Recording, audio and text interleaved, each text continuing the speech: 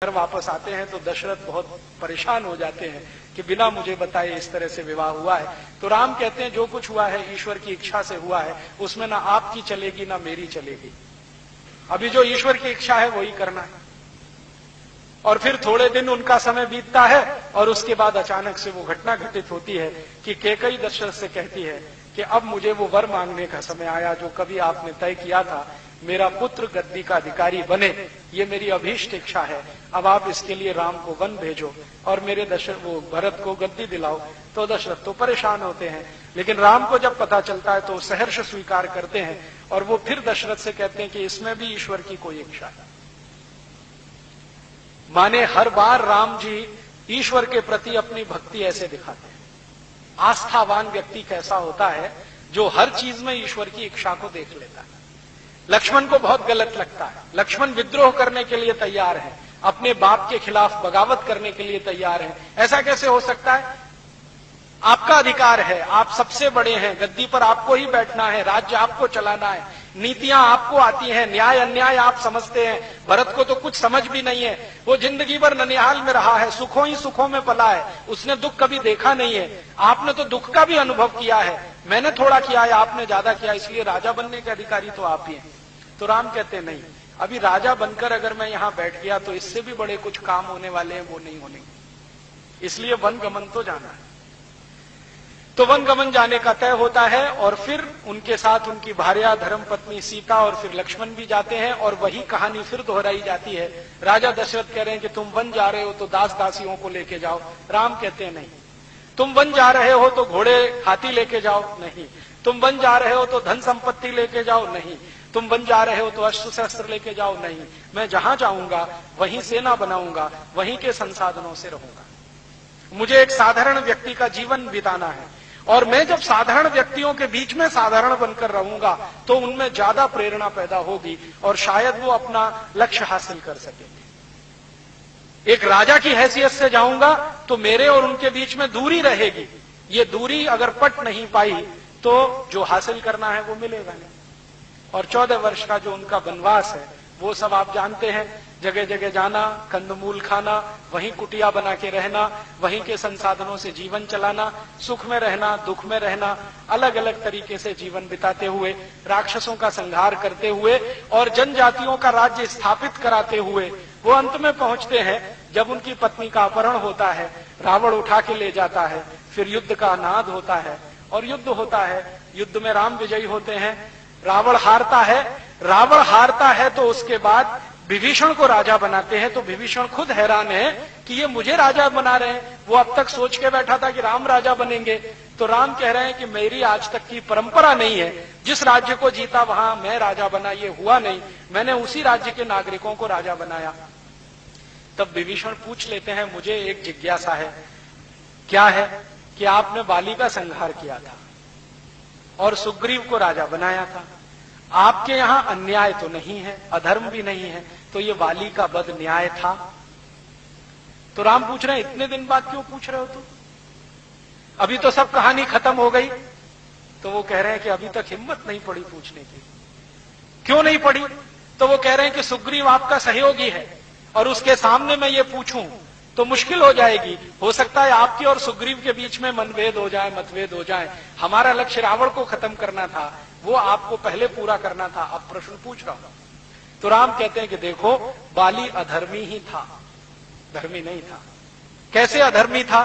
तब वो सुग्रीव को कहते हैं कि कहानी सुनाओ बाली की, क्या क्या किया था उसने तुम्हारे साथ। तो सुग्रीव कहता है कि मैं और बाली दोनों सगे भाई थे और बाली हर समय मेरा अपमान करता था, बार बार मेरी पत्नी का अपमान करता था। मेरा और मेरी पत्नी का अपमान करना इतना ही नहीं, राज्य के विद्वानों की पत्नियों का और पतियों का भी अपमान करता रहता था। रावण के जैसा बनने की कोशिश करता रहता था, जैसा शोषण रावण करता है वैसा ही उसके मन में था। ये सब कहानी जब वो सुनते हैं सुग्रीव के मुंह से, तब विभीषण समझते हैं, हाँ बात तो आपकी सही है, वो अधर्मी ही था। तो राम ने कहा कि मैंने उसको मारने का संकल्प किया था, लेकिन बाली के लिए नहीं, सुग्रीव के लिए। अगर सुग्रीव को राजा बनाना है तो बाली को हटाना बहुत आवश्यक था और बाली को नहीं हटाता तो वो सुग्रीव को मार डालता। और सुग्रीव अगर मर जाता तो हनुमान के रहने का स्थान नहीं रहता किष्किंधा में। और हनुमान तो भगवान के भेजे हुए कोई दूत हैं, जिनके हाथों कोई बड़े काम इस देश में होने वाले हैं, इसलिए इनका बचना बहुत जरूरी था। आपको मालूम है किष्किंधा राज्य का जो मालिक था बाली, उसने ऐलान कर दिया था कि मैं इनमें से किसी को नहीं रहने दूंगा, न सुग्रीव को, न हनुमान को, न नल और नील को। तो राम कहते हैं ये नल नील भी भगवान के भेजे हुए हैं, इनके हाथों कोई विशेष काम होना था। आप जानते हैं बाली के हाथों अगर ये मारे गए होते तो भारत में बहुत सारा इतिहास लिखने से भारत वंचित हो गया होता। हनुमान के बारे में अगर ये हम कभी कल्पना करें कि बाली ने उनको मरवा दिया होता, तो हनुमान का जो सबसे बड़ा हमारे देश के और लोगों के सामने चरित्र आता है वो ये कि वो भारत के नागरिकों को भारत की जड़ी बूटियों से परिचित कराने वाले आदि वैद्य, क्योंकि मालूम ही नहीं था भगवान श्री राम को कि लक्ष्मण को अचेत अवस्था आई है, मूर्छा हुई है, तो कौन सी जड़ी बूटी लगेगी। वैद्य सुषेण थे, उन्होंने हनुमान जी को समझाया कि वहां वहां जाओ, वहां से कुछ ले आओ। तो हनुमान जी ने कहा हो सकता है एक दो जड़ी बूटी से काम न चले तो पूरा पर्वत ही उठा के लाए, और उन जड़ी बूटियों का परिचय श्री राम को कराया, लक्ष्मण को कराया और पूरी सेना को कराया। तो राम कहते हैं कि ये काम वंचित हो जाता। नल नील का पूछा तो उन्होंने कहा ये नल नील तो अद्भुत हैं दोनों। क्या किया है नल नील ने? राम के साथ रह के नल नील ने सबसे बड़ा काम किया है कि राम की सेना को रावण के राज्य में पहुंचाने के लिए पुल बनाया है। अब तक तो हम सब ये मानते थे कि ये रामचंद्र जी की सेना जो रावण के राज्य में पहुंची उसके लिए कोई पुल बना तो बना होगा, हमारे दिमाग में नहीं बैठता था, कल्पना नहीं आती थी। लेकिन अब अमेरिका की सबसे बड़ी वैज्ञानिक संस्था नासा ने उस पुल के चित्र निकालकर जब सबको दिखाए और उसकी कार्बन डेटिंग हुई तो पता चला कि वो पुल 5,13,000 और कुछ 100 वर्ष पुराना है, और भगवान श्री राम का रावण से युद्ध भी उतना ही पुराना है। तो सिद्ध हो गया कि ये पुल उनके समय में बना है। और श्री राम विभीषण को कह रहे हैं कि देखो मुझे नहीं आता पुल कैसे बनाया जाता है, ये नल नील दोनों जानते हैं। माने आज की भाषा में कहूं तो नल और नील दोनों कंस्ट्रक्शन के बहुत बड़े इंजीनियर, जो पुल बनाया। और पुल भी कैसा बनाया? पत्थरों का पुल समुद्र के बीच में, कभी कल्पना काम न करे किसी की ऐसा। अब समुद्र में पत्थरों को डुबोना, तो नाव पे पत्थरों को रखना और नाव में किसी तीर को मार के उसको डुबो देना, ये काम वो कर रहे हैं भगवान श्री राम के साथ। तो पत्थरों को डुबोते डुबोते डुबोते डुबोते फिर एक ऊंचाई तक लाए हैं, फिर कंस्ट्रक्शन हुआ है। और उस पुल का कंस्ट्रक्शन पत्थर और पत्थर को जोड़ने वाले चूने के साथ इतना मजबूत बन गया है कि आज तक वो सुरक्षित है। 5,13,000 साल पुराना पुल सुरक्षित है, जो कभी भारत में नल नील ने भगवान श्री राम के लिए बनाया।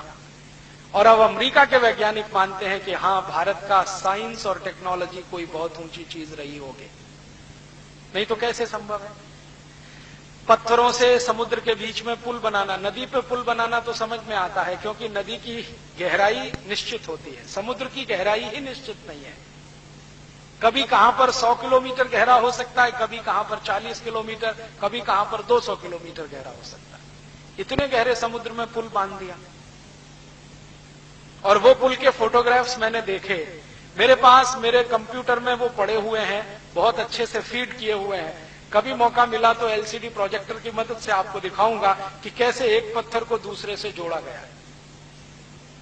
उसके अंदर के जो चित्र निकाले हैं ना पुल के, पत्थरों को एक दूसरे से जोड़ा है, बीच में चूना लगा के, लेकिन पत्थर खिसक ना जाए तो लोहे की कील लगी हुई है दोनों तरफ जोड़ने की। ये विज्ञान उस समय था हमारे देश में। और पुल को ऊपर से जब देखते हैं ना, सैटेलाइट से उसके सारे पिक्चर निकाले गए हैं, शायद दैनिक भास्कर अखबार में छप भी चुके हैं, कोई मुझे कल बता रहा था। मेरे पास तो उसके ओरिजिनल फोटोग्राफ्स हैं। तो वो फोटोग्राफ्स जब ऊपर से हम देखते हैं ना, तो पुल साफ दिखाई देता है कि वो ऐसे जेड शेप में बना हुआ है, स्ट्रेट लाइन नहीं है, एक रेखीय रेखा में पुल नहीं है, ऐसे है फिर ऐसे है फिर ऐसे है फिर ऐसे है फिर। बहुत दिन मैं सोचता रहा कि ऐसा पुल नल नील ने कैसे बनाया और क्यों बनाया, क्यों बनाया, जरूरत क्या थी। जैसे आजकल डैम बनाते हैं ना, डैम एक तरह का पुल ही होता है, तो सीधी लाइन में बना दिया। तो शायद भारत की तकनीकी नहीं है कि सीधी लाइन में पुल बनाया जाए, ये यूरोप की टेक्नोलॉजी है। कि वहां पुल बनाने का काम जो शुरू हुआ है यूरोप में 18वीं शताब्दी से, वो सीधी रेखा में है।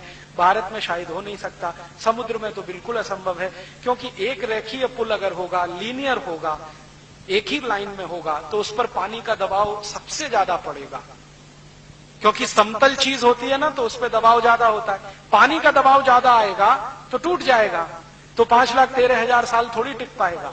तो नल नील की अकल देखो कि जो दबाव पानी का पड़े उसको एक दूसरे पर डिस्ट्रीब्यूट कर दो, एक ही स्थान पर पूरा दबाव ना पड़े, इसलिए उसको जेड शेप दे दिया। और आज के जमाने के जो हाइड्रोलिक्स के बड़े वैज्ञानिक हैं, जो जल विज्ञान के बड़े वैज्ञानिक हैं, उनसे मैं कहता हूं कि जरा इस डिजाइन की कल्पना करो, तो वो एक ही शब्द कहते हैं, अद्भुत। वो ये कहते हैं कि 5,13,000 साल पहले कोई दो व्यक्ति ऐसे हुए जिनको ये कल्पना थी, इसका माने कोई बहुत बड़े वैज्ञानिक रहे होंगे तभी ये हो सकता है। साधारण लोगों के दिमाग में ये कल्पना नहीं आ सकती कि पानी के प्रेशर को बराबर डिस्ट्रीब्यूट करना है और उसमें शेप जेड का देना है ताकि वो ज्यादा दिन सुरक्षित रहे। पहले जब हम चर्चा करते थे हमारे कुछ आधुनिक पढ़े लिखे मित्रों के साथ, तो वो ये कहते थे कि भारत बहुत महान था, सुना है, लेकिन इसकी महानता क्या थी वो अब दिखाई देती है, ये महानता थी। 5,13,000 साल पहले इस तरह के पुल का डिजाइन कर देना और वो इतने साल तक लगातार टिके रहना, उसके बीच में कहीं क्रैक भी नहीं है। जो सैटेलाइट ने फोटो निकाले हैं ना, इमेज, कहीं भी क्रैक नहीं है। अब वो तो भला हो हमारे दक्षिण भारत की वो जयललिता का, जिसने अभी जिद पकड़ ली थी कि इस पुल को तोड़ ही देना है, क्योंकि ये चेन्नई के रास्ते आने वाले बड़े जहाजों को रुकावट पैदा करता है। उसके खिलाफ एक बड़ा अभियान चला।